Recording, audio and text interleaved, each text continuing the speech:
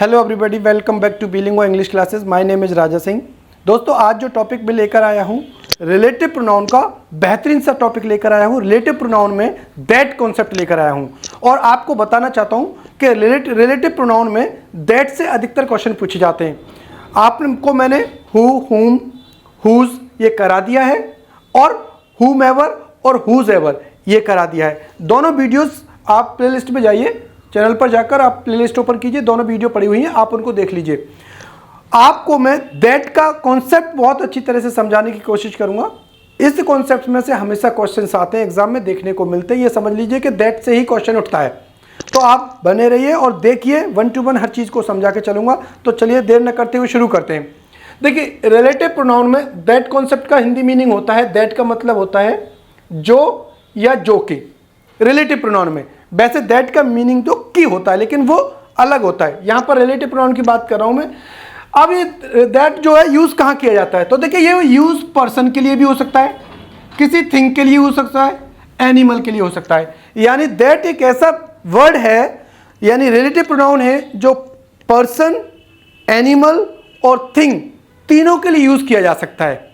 इसलिए इसको अच्छा कॉन्सेप्ट माना जाता है। समझते हुए चलेंगे तो मैंने बताया पर्सन, थिंग और एनिमल तीनों के लिए यूज किया जा सकता है।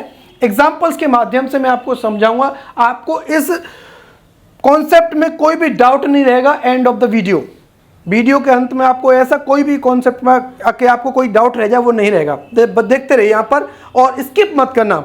अगर आपने स्किप कर दिया ना तो ये वीडियो आपको छूट जाएगी और आपका ये कॉन्सेप्ट छूट जाएगा। तो देखिए, सेंटेंस फर्स्ट को पढ़ते हैं। मैंने आपको बता दिया कि पर्सन, थिंग और एनिमल के लिए इस शब्द का यूज किया जाता है। अब आपको समझें। देखिए, रिलेटिव प्रोनाउन मैंने आपको बताना चाहता हूं, रिलेटिव प्रोनाउन का यूज अपने एंटीसीडेंट के लिए होता है। यानी रिलेटिव प्रोनाउन से पहले आए हुए नाउन प्रोनाउन है ना, पर्सन, कोई एनिमल, कोई थिंग, उसके लिए यूज किया जाता है, उसे हम एंटीसीडेंट कहते हैं। ठीक है, तो यहां पर समझते हैं। देखिए, पहला सेंटेंस दे रखा है आपके सामने, this is the boy. Boy एक पर्सन है। बॉय क्या है? एक पर्सन है। और इस पर्सन को एंटीसीडेंट बोलेंगे रिलेटिव प्रोनाउन का। This is the boy dash is playing in the ground. एक लड़का है, यही एक लड़का है जो कहां खेल रहा है? ग्राउंड में खेल रहा है। इस सेंटेंस में अगर मैं आपको बताना चाहूं तो देखिए, अगर आपसे कहा जाए तो देखिए, पर्सन के लिए हमेशा ही हु यूज किया जाता है। क्लियर है ना? पर्सन के लिए हु यूज किया जाता है। अब आप चाहें ना तो पर्सन के लिए दैट का भी यूज कर सकते हैं, हु भी यूज कर सकते हो, दैट भी यूज कर सकते हो, जो आपका मन करे वो यूज कर दो। लेकिन अगर कभी एग्जाम में हु और दैट दोनों दे रखे हों और जब आपको चॉइस करना हो तो आप कौन सा यूज करेंगे? तो मैं आपको इस कॉन्सेप्ट को क्लियर कर दे रहा हूं कि अगर आपके पास कोई ऑप्शन नहीं है तो आप पर्सन के लिए दैट भी यूज कर सकते हो और हु भी यूज कर सकते हो। लेकिन अगर आपको हु और दैट दोनों दे रखे हैं और चॉइस दे रखी है कि इसमें से कोई एक करना है, तो आपको बताना चाहता हूं कि हमेशा हु को सिलेक्ट करिएगा, हमेशा हु सिलेक्ट करिएगा। क्लियर? दोनों दे रखे हो, लेकिन अगर दोनों नहीं दे रखे हो तो आप दैट भी यूज कर सकते हो और हु भी यूज कर सकते हो। क्लियर हुआ? चलिए, ऐसे ही देखिए, आई बॉट मोबाइल। अब मोबाइल क्या है? मोबाइल कोई थिंग है, कोई वस्तु है।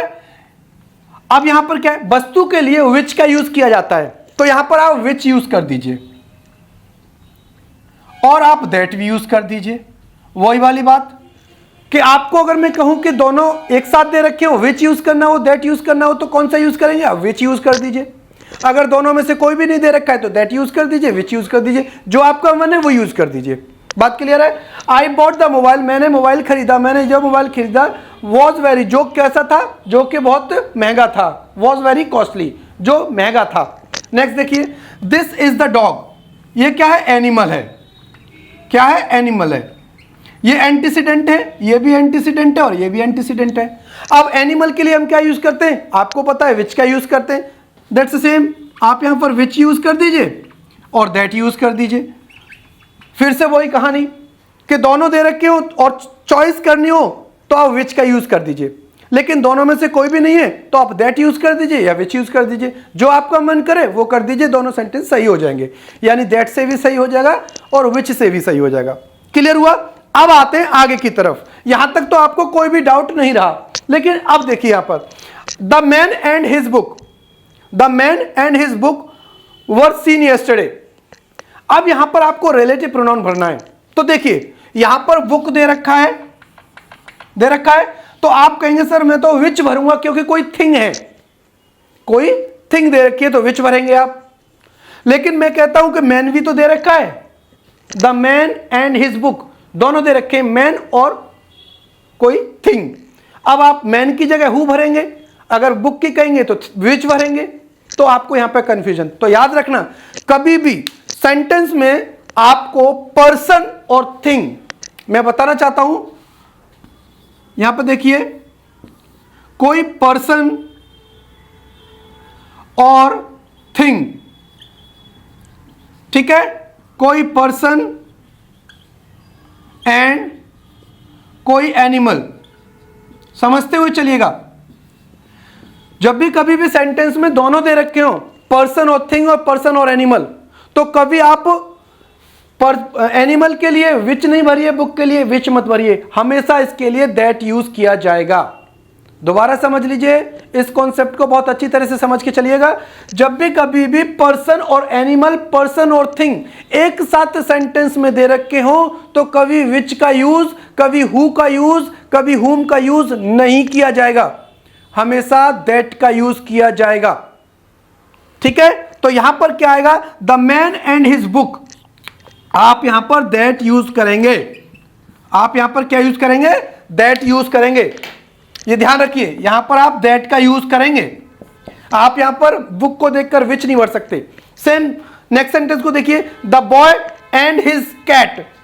अब यहां पर कैट क्या है, एक एनिमल है, तो आप विच यूज करेंगे। लेकिन जब मैं बॉय भी तो आ रहा है, the boy and his cat दोनों है, पर्सन और एनिमल, तो यहां पर आप दैट का यूज कर दीजिए, सेंटेंस कभी गलत नहीं होगा। तो कंफ्यूजन नहीं रखना है आपको, आप याद रखिए, अगर कोई एंटीसीडेंट सिंगल एनिमल है तो विच का यूज कर दीजिए, कोई थिंग है तो विच का यूज कर दीजिए, कोई पर्सन है तो हु का यूज कर दीजिए, हुम का यूज कर दीजिए। लेकिन अगर दोनों दे रखे हैं तो दैट का यूज ही किया जाएगा, इसके अलावा कुछ और नहीं किया जाएगा। इतनी बात समझ में आ गई, आगे चलते हैं। नेक्स्ट सेंटेंस में आते हैं, this is the best pen. Pen एक थिंग है, लेकिन उससे लग रहा है सुपरलेटिव डिग्री, बेस्ट है ना, तो गुड, बेटर, बेस्ट, ये बेस्ट क्या है, एक सुपरलेटिव डिग्री। अगर सेंटेंस में रिलेटिव प्रोनाउन से पहले कोई सुपरलेटिव डिग्री दे रखी है तो हमेशा दैट का यूज किया जाएगा। अगर कोई सुपरलेटिव डिग्री है और हमको रिलेटिव प्रोनाउन भरना है तो दैट का यूज ही किया जाएगा, समझ लीजिए। तो यहां पर दिस इज द बेस्ट, आपको आगे पढ़ने की जरूरत नहीं है, सेंटेंस को दैट भर दीजिए, सेंटेंस सही हो जाएगा। नेक्स्ट देखिए, all glitters is not gold. हर चमकती हुई चीज सोना नहीं होती, इसका हिंदी मीनिंग ये है। तो ऑल के साथ हमेशा दैट का यूज किया जाएगा। अब देखिए मैंने आपको यहां पर कुछ चीजें लिखी हैं, जैसे सेंटेंस में कभी all, some, any, few, none, nothing, anything, little. इस तरीके से अगर सेंटेंस में कहीं रिलेटिव प्रोनाउन से पहले ये चीजें दे रखी हो तो आप दैट का यूज करिए, और किसी चीज का यूज नहीं, विच का नहीं होगा, हु का नहीं होगा, हुम का नहीं होगा और हुज का नहीं होगा, हमेशा किसका यूज किया जाएगा, दैट का यूज किया जाएगा, याद रखिए। तो मैंने आपको बता दिया कि all, some, any, few, none, nothing, anything, little के साथ दैट का यूज ही किया जाएगा। कभी भी जब पर्सन और थिंग, पर्सन और एनिमल एक साथ हो तो दैट का यूज किया जाएगा। क्लियर? तो आप लोगों को मैंने इस दैट को छोटी सी वीडियो के माध्यम से पूरे कॉन्सेप्ट को समझा दिया। आशा करता हूं कि इसमें कोई भी आपको डाउट नहीं रहा होगा। अगर आपको डाउट रहता है तो एक बार फिर से इस वीडियो को देख लीजिए, फिर से दोबारा क्लियर हो जाएगा। तो मिलता हूं नेक्स्ट वीडियो में अच्छे से कंटेंट के साथ। जब तक आप मुझे सपोर्ट करिए, चैनल को सब्सक्राइब करिए, शेयर करिए, लाइक करिए। Thank you very much.